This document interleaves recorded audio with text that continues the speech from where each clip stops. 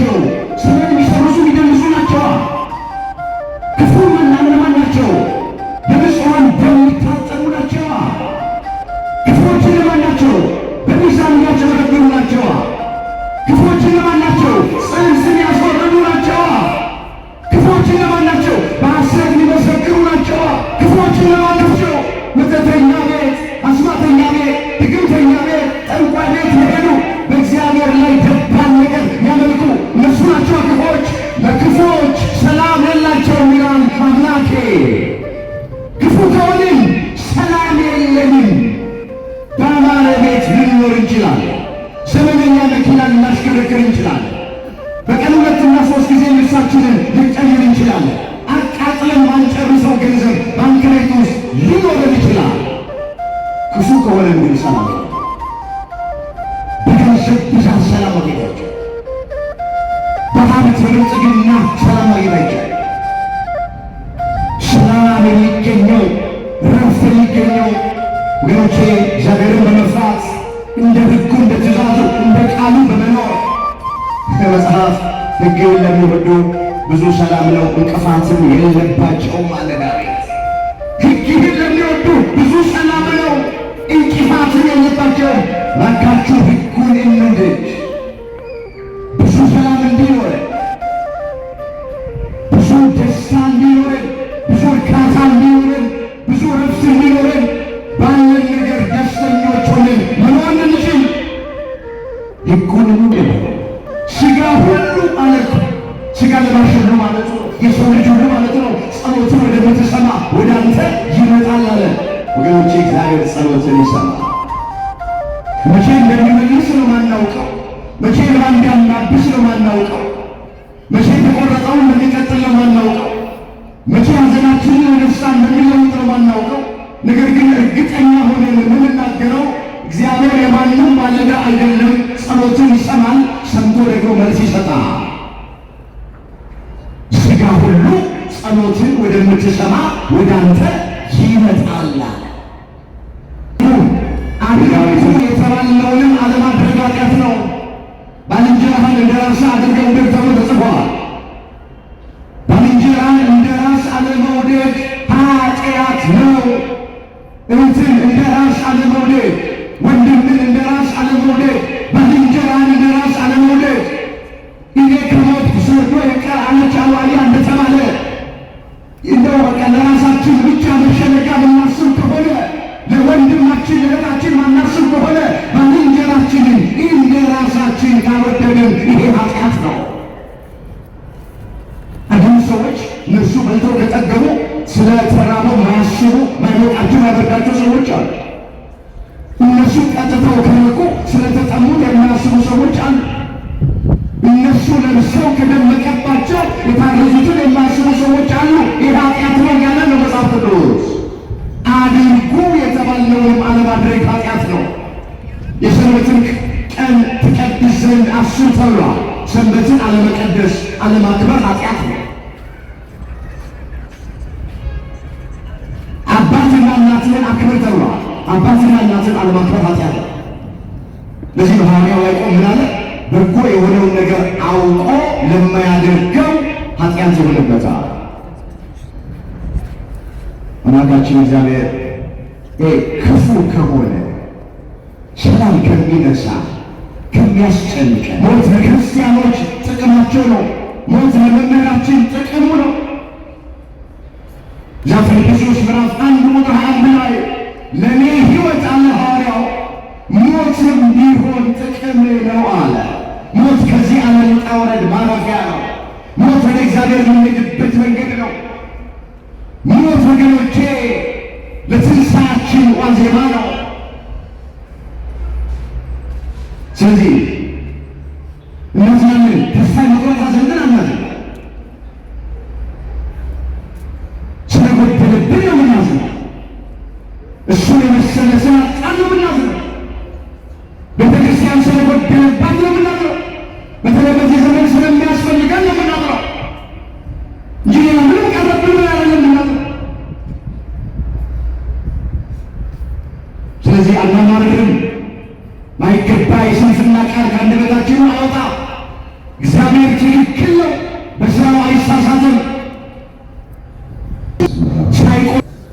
ወወልድ ወመንፈስ ቅዱስ አሐዱ አምላክ አሜን። አባቶቼ ካህናት፣ ወንድሞቼ ዲያቆናት፣ መምህራነ ወንጌል፣ ዘማሪያን፣ ዘማሪያት በዚህ የቅድስና ስፍራ ላይ ቃሉን ለመስማት ሰማዕቱ ቅዱስ እስጢፋኖስን ለመማፀን ከሩቅም ከቅርብም የተሰበሰባችሁ አባቶች፣ እናቶች፣ እህቶች፣ ወንድሞች ሕፃናትን ጨምሮ በእግዚአብሔር ሰላምታ እንደምን አመሻችሁ። አሜን።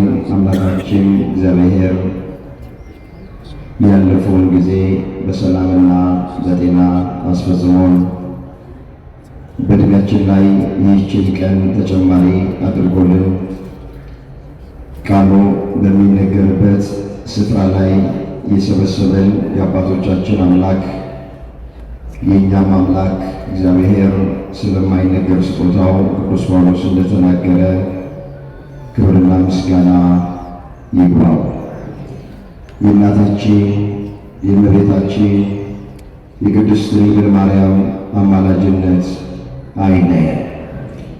በዛሬው ቀን በቤተክርስቲያናችን መታሰቢያው ከሚደረግለት ከዲያቆን እስጢፋኖስ ከቀዳሚ ሰማዕት ረድኤትና በረከት ሁላችንንም በቸርነቱ ያሳትፈን። የምስጢር ባለቤት ቸሩ አምላካችን እግዚአብሔር የተሰወረውን የወንጌል ምስጢር ለሁላችን ገልጦ የሚረባንንና የሚጠቅመንን ነገር እንዲያስተምረን የእሱ ቅዱስ ፈቃዱ ይሆንልን። ለዛሬ እግዚአብሔር በሰጠን ጊዜና ሰዓት የምንማማርበት የትምህርታችን ርዕስ የሚሆነው ትካዜህን በእግዚአብሔር ላይ ጣል፣ እርሱም ይደግፍሃል የሚለው ነው። ይህንን በርዕስነት ያነሳነውን ኃይለ ቃል በመጽሐፍ ቅዱሳችን ላይ ተመዝግቦ የምናገኘው በዳዊት መዝሙር በመዝሙር 54 ቁጥር 22 ላይ ትካዜህን በእግዚአብሔር ላይ ጣል እርሱም ይደግፍሃል። ርዕሳችን ሁላችን እንደምናውቅ እንደ ቤተ ክርስቲያናችን ስርዓት መሰረት አሁን ያለንበት ወቅት ነገር እርገቱ በስፋት የሚታሰብበት ወቅት ላይ ነው። ነገር ግን ከሐሙስ ጀምሮ እስከ ትናንትና ሰንበት ድረስ በቆየንበት ስፍራ ላይ በነገረ እርገቱ ዙሪያ በእርግጠኝነት በተለያዩ መምህራን ስንማማር ቆይተናል። ዛሬም በሱ ዙሪያ ላይ ከምንማማር ትምህርት እንዳይደጋገም በሌላ ኃይለ ቃል በሌላ ርዕስ ከተሰበሰብንበትም ነገር አኳያ የሚገናኝ አንድ የሕይወት ትምህርት እግዚአብሔር መንፈስ ቅዱስ እንደረዳንና እንደገለጠልን መጠን እንማማራለን። ቆሞ ለመናገር ቁጭ ብሎም ለማድመጥ ጥበብ ከእግዚአብሔር ሲሰጥ ብቻ ነውና ለእኔ ለባሪያው ተናጋሪ የሆነ አንደበትን ለእናንተም ለሰሚዎቹ አስተዋይ የሆነ ልቡናን ቸር አምላካችን እግዚአብሔር ለሁላችንም በቸርነቱ ያድለን። ትካዜን በእግዚአብሔር ላይ ጣል፣ እሱም ይደግፈሃል። ርዕሳችን ይሄ ነው። በዚህ ርዕስ ውስጥ ሦስት ነገሮችን እናያለን። በመጀመሪያ ትካዜ ማለት ምን ማለት ነው የሚለውን እንመለከታለን። በሁለተኛ ደረጃ በርዕስነት ያነሳነውን ቃል የተናገረው ዳዊት ስለ ራሱ ስለሆነ ዳዊትን ያስተከዘው የነበረ ነገር ምን እንደሆነና እንዴትስ ከትካዜ ውስጥ እንደወጣ እንመለከታለን። ሦስተኛና የመጨረሻ እኛ አሁን ከገጠመን ትካዜ እንዴት እንውጣ የሚለውን ተመልክተን ለዛሬ ትምህርታችንን እንቋጫለን። የአባቶቻችን አምላክ እግዚአብሔር የቃሉን ደጅ ለሁላችንም በቸርነቱ ይክፈትልን። እስኪ አንድ ጊዜ በርዕስነት ያነሳነውን ኃይለ ቃል በህብረት ለመናገር ሁላችን ይሄ ድምፅ የሚሰማን ባለንበት ቦታ ላይ ሆነን ራሳችንን እስኪ እናዘጋጅ። ትካዜ በሉ እስኪ። በእግዚአብሔር ላይ ጣል፣ እርሱም ይደግፍሃል። ምን ይልሃል? እግዚአብሔር ሁላችንን ይደግፈን። ቃሉን በዚህ ስፍራ ላይ የተናገረው ልበ አምላክ እየተባለ የሚጠራ አባታችን ክቡር ዳዊት የተናገረው ቃል። ዳዊት በገናውን እየደረደረ መሰንቆን እየመታ ለእግዚአብሔር ክብር ይዘምር በነበረበት ወራት በመንፈስ ቅዱስ ተቃኝቶ በረድኤተ እግዚአብሔር ተጎብኝቶ በርዕስነት ያነሳነውን ኃይለ ቃል ለጊዜው ስለ ራሱ ለፍጻሜው ስለ ሁላችንም ተናግሮታል። ዳዊት ማን ነው ብለን ስንል ብዙ ጊዜ እንደምንማማር እግዚአብሔር ከእረኝነት ለንጉሥነት ከዋሻ ደግሞ ለሰገነት ያበቃው ሰው ነው። አባትና እናቱ በተውት ጊዜ እግዚአብሔር ያስታወሰው ሰው ነው። እሱ ራሱ በአንድ ስፍራ ላይ እንዲህ ብሎ ተናግሯል። አባትና እናቴ ትተውኛል፣ እግዚአብሔር ግን ተቀብሎኛል ብሎ ይዘምራል። በዚህ በመዝሙር 26 ቁጥር 10 ላይ የተመዘገበ እግዚአብሔር ቃል አባትና እናቴ ትተውኛል፣ እግዚአብሔር ግን ተቀብሎኛል። ዳዊትን የተቀበለ አምላክ ሁላችንን የሚቀበለ ወገኖቼ፣ ዳዊትን የገዛ ቤተሰቦቹ ወላጆቹ ረስተውታል፣ ትተውታል። እግዚአብሔር ግን ተቀብሎታል። ከእረኝነት ስፍራ አንስቶ የእስራኤል ንጉሥ አድርጎታል። ከዋሻ ውስጥ አውጥቶ ሰገነት ላይ አቆሞታል። ምናልባት ሰው ሊረሳ ይችላል። ነገር ግን ትልቁ ነገር እግዚአብሔር አለመረሳት። ሰው ሊተወን ይችላል፣ እግዚአብሔር ግን አይተወንም። ሰው የሰበረውን እግዚአብሔር ሊጠግነው ይችላል። ወገኖቼ፣ እግዚአብሔር ከሰበረ የሚጠግን ማንም ሰው የለም። ሰው የጠላውን እግዚአብሔር ሊወደው ይችላል። እግዚአብሔር ከጠላ የሚወድ ማንም የለም። ዳዊትን ወላጆቹ ነው የተውት፣ ነገር ግን እግዚአብሔር አስታውሶታል። ከአንድም 7 ዓመታት ሰጥቶታል። እንዲህ ብሎ ነው የመሰከረለት። ሲመሰክርለትም እንዲህ አለ፣ እንደ ልቤ የሆነ ሰው የሚያደርግ የእሴይን ልጅ ዳዊትን አገኘሁ አለ።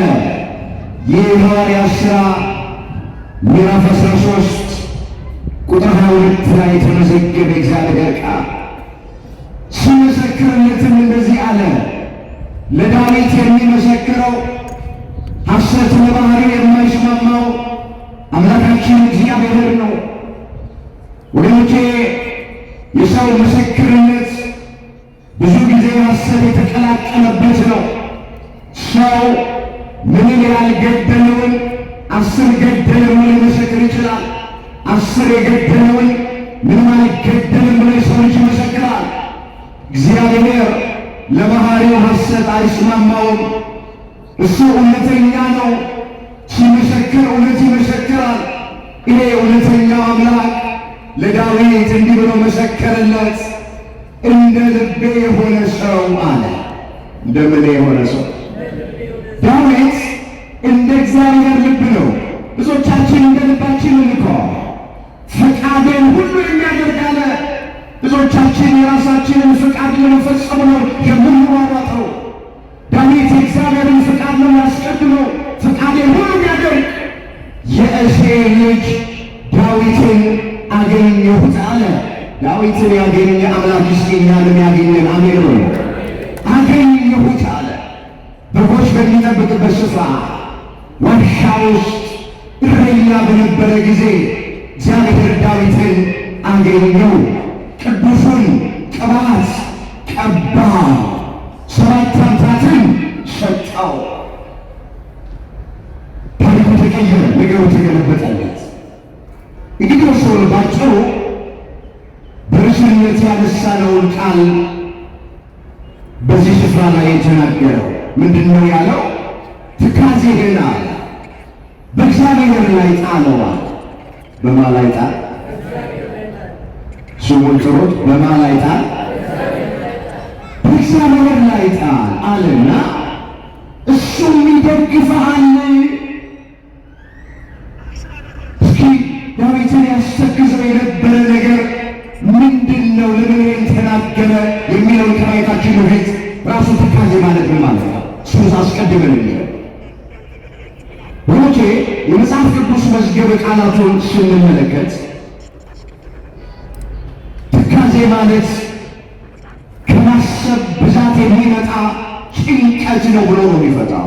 ደግመዋል። ትካዜ ከማሰብ ብዛት የሚመጣ ጭንቀት ነው ነው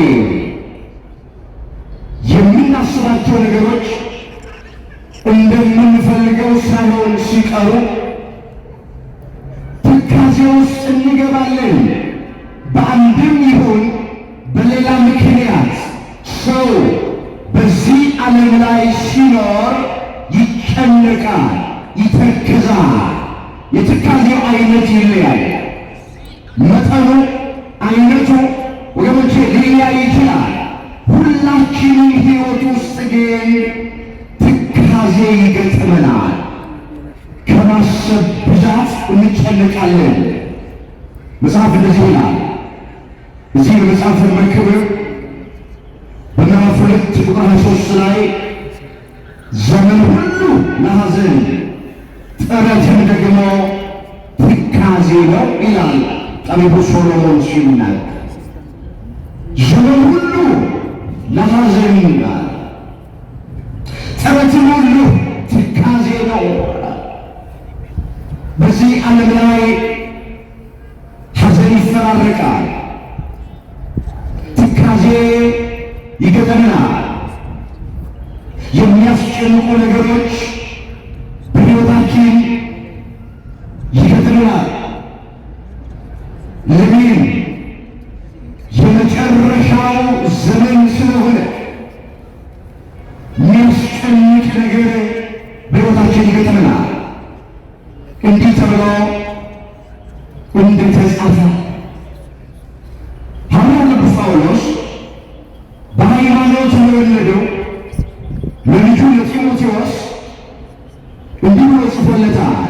ሁለተኛ ጢሞቴዎስ ምዕራፍ 3 ቁጥር 1 ጀምሮ ይመለከታል። ነገር ግን በመጨረሻው ቀን የሚያስጨንቅ ዘመን እንደሚመጣ ይህንን እወቅ። ሰዎች ራሳቸውን የሚወዱ ይሆናሉና፣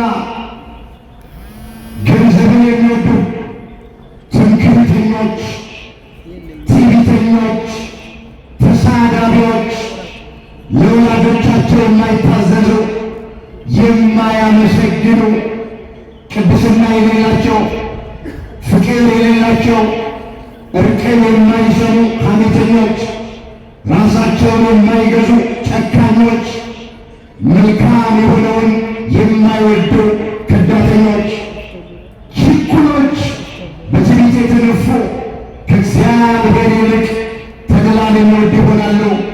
የአምልኮት መልክ አላቸው፣ ኃይሉን ክደዋል። ከእነዚህ ደግሞ ራቅ ይላል መጽሐፍ። ጎቼ ያለንበት ዘመን ወደድንም ጠላንም የመጨረሻው ዘመን ዋዜማ ላይ። ስለዚህ መጽሐፍ ቅዱስ እንደሚናገር በመጨረሻው ቀን የሚያስጨንቅ ዘመን ይመጣል የተባለው፣ የሚያስተክዝ ዘመን፣ ፈተና የበዛበት ዘመን፣ መከራ የበዛበት ዘመን ይመጣል የተባለው።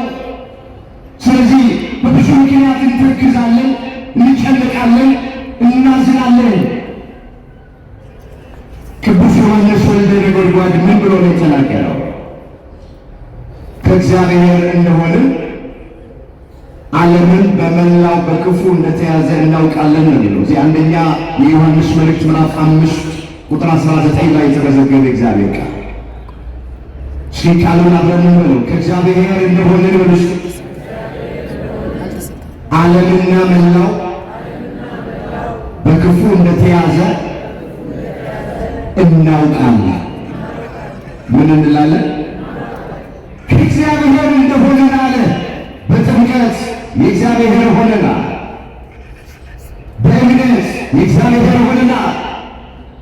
ቅዱስ ሥጋውን ክቡር ደሙን በመቀበል የእግዚአብሔር ሆነናል። ከእግዚአብሔር እንደሆነን አለና ዓለምና ሞላው ግን በክፉ እንደተያዘ እናውቃለን። ወንቼ በዓለም ውስጥ ብዙ ክፉ ነገር አለ። የሚያስተክዝ፣ የሚያስጨንቅ፣ የሚያስለቅስ ብዙ ነገር አለ በዓለም ውስጥ። ዓለም ውስጥ ያለው ትካዜ ነው። በዚች ዓለም ላይ ያለው የሚያስጨንቅ ነገር ነው። ኢዮብ ሲናገር ምን አለ? የሰው ሕይወቱ በምድር ላይ ብርቱ ሰልፍ ነው አለ። ኢዮብ 7 ቁጥር 1 ላይ የተመዘገበ እግዚአብሔር ቃል። ሕይወት ብርቱ ሰልፍ ናት። አንድ ጊዜ ማግኘት፣ አንድ ጊዜ ማጣት አለባት። አንድ ጊዜ ሐዘን፣ ሌላ ጊዜ ደስታ። አንድ ጊዜ ሳቅ፣ ሌላ ጊዜ ለቅሶ። አንድ ጊዜ መክበር፣ ሌላ ጊዜ መዋረድ፣ መሾም፣ መሻር፣ መራብ፣ መጥገብ፣ ከፍታ፣ ዝቅታ በዚች ዓለም ላይ ስንኖር ይፈራረቃሉ። የሰው ሕይወቱ በምድር ላይ ብርቱ ሰልፍ ነው ወገኖቼ። ሕይወት ብርቱ ሰልፍ ናት። ይህች ዓለም ታስተክዘናለች፣ ታስጨንቀናለች፣ ታስለቅሰናለች። ስለዚህ ትካዜ ማለት ይሄ ነው። ጌታችን ኢየሱስ ክርስቶስ ለደቀ መዛሙርቱ በዓለም ሳላችሁ መከራ አለባችሁ፣ እኔ ዓለምን አሸንፌዋለሁና አይዟችሁ ብሎ አለ። እግዚአብሔር ሁላችንን አይዟችሁ ይበላል። ዮሐንስ ወንጌል ምዕራፍ 16 ቁጥር 33 ላይ የተመዘገበ እግዚአብሔር በዓለም ሳላችሁ መከራ አለባችሁ። ኦርቶዶክሳውያን ክርስቲያን ወገኖቻችን ይህ ድምፅ የሚሰማችሁ በሩቅ በቅርብ ያላችሁ አሁን ያለነው ባካችሁ መገኘት ላይ አይደለም። አሁን ያለነው በመንግሥተ ሰማያት አይደለም። አሁን ያለነው በዓለም ላይ ነው። አሁን ያለነው በምድር ላይ ነው። ስለዚህ መጽሐፍ ምን አለ? በዓለም ሳላችሁ መከራ አለባችሁ። የመከራው አይነት ይለያያል፣ ርዝመቱ ይለያያል፣ አይነቱ ይለያያል፣ መልኩ ይለያያል፣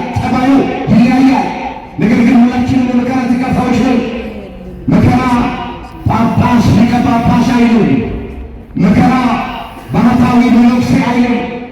መከራ አገልጋይ ተገልጋይ አይልም። መከራ የቆረበ ያልቆረበ አይልም። መከራ ደሃ ሀብታም አይልም።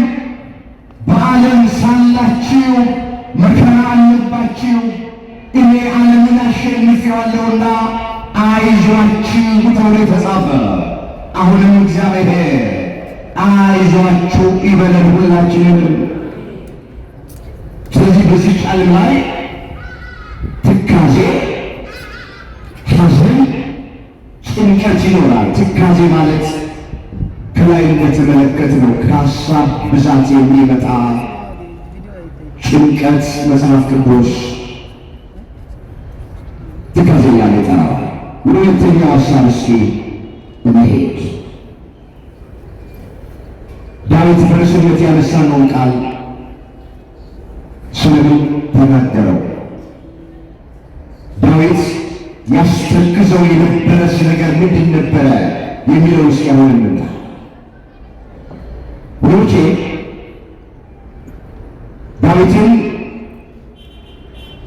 ያስተክዘው የነበረው ብዙ በርካታ ነገሮች ቢኖሩ ዋናውና የመጀመሪያው የገዛ ኃጢአቱ ነበር የሚያስተክዘው። አትግደል የሚለውን ትእዛዝ ተላልፎ ኦሪዮንን ባስገደለ ጊዜ፣ አታመንዝር የሚለውን ትእዛዝ ተላልፎ ከጎልማሳ ሚስት ጋር አብሮ በተኛ ጊዜ ሁለት ኃጢአቶችን በአንድ ጊዜ በፈጸመ ሰዓት በዳዊት ሕይወት ውስጥ ትካዜ መጣ፣ ጭንቀት መጣ። እንዲህም እያለ ይናገር ጀመረ። ላነበው ፈልጋለሁ። በዚህ በዳዊት መዝሙር በመዝሙር 37 ቁጥር 3 ጀምሮ እንዲህ ተብሎ ተመዝግቧል። ከኃጢአቴ የተነሳ ለአጥንቶቼ ሰላም የላቸውም። ቃሉን አስተውሉት። ከኃጢአቴም የተነሳ ለአጥንቶቼ ሰላም የላቸውም። ኃጢአቴ በራሴ ላይ ከፍ ከፍ ብሏልና እንደ ከባድ ሸክምም በላዬ ከብዶብኛል። ከስንፍናዬ የተነሳ ቁስሌ ሸተተ በሰበሰም፣ እጅግ ቆሰልኩ ተዋረድኩ። ሁልጊዜም በትካዜ እመላለሳለሁ። በምን እመላለሳለሁ? በትካዜ። ዳዊት በቤተ መንግሥት የሚኖር ነው። እንግዲህ አሁን በዙፋን ላይ የሚቀመጥ ነው። በሰራዊት የሚታጀብ ነው። የላም ዕጣን የሚበላ ነው። ዕለት ዕለት ተመችቶት የሚኖር ነው። ምንድን ነው ያስተክዘው? ዕለት ዕለት በትካዜ እመላለሳለሁ አለ እኮ። የሚያስተክዘው የገዛ ኃጢአቱ ነው። የጎልማሳ ሚስት ጋር ደረሰ። ከቤርሳቤ ጋር አብረተኛ። ኦሪዮን የተባለውን ሰው ያን ሰው አስገደለው። ንጹሕ ደም አፈሰሰ። የእግዚአብሔርን ሕግ ተላለፈ። ትእዛዙን ጣሰ። ከዚህ የተነሳ በሕይወቱ ላይ ትካዜ መጣ። እግዚአብሔር ልጆች ኃጢአት ያስተክዛል። የሁላችንን እንባ መድኃኔዓለም በቸርነቱ ያብስልን። ይበቃናል። ከዚህ በላይ ተናግሬ ሌላ ነገር ውስጥ እንድትገቡ ማድረግ አልፈልግም። ትካዜህን በእግዚአብሔር ላይ ጣል፣ እሱ ይደግፍሃል። ያስተማረን፣ የመከረን፣ የገሰጸን የአባቶቻችን አምላክ እግዚአብሔር ስሙ የተመሰገነ ይሁን። ድንግል ማርያም ቃየሟን በአንደበታችን ፍቅሯን በልባችን ትሳልብን። የሊቀ ዲያቆናት የቀዳሚ ሰማዕት የዲያቆን እስጢፋኖስ ጸሎትና በረከት ከሁላችን ጋር ይሆንልን። የሁላችንን መጨረሻ እግዚአብሔር ያሳየን።